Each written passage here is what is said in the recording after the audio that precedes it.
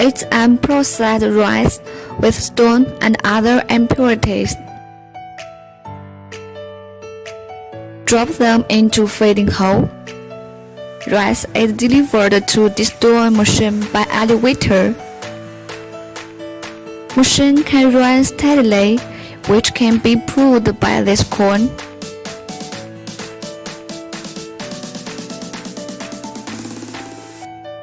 It's an outline of the stone that removes the stone from rice.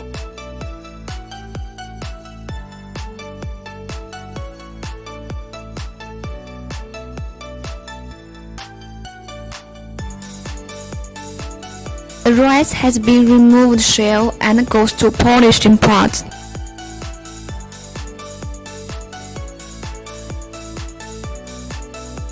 Broken rice comes out from left side and good rice is collected by another outlet.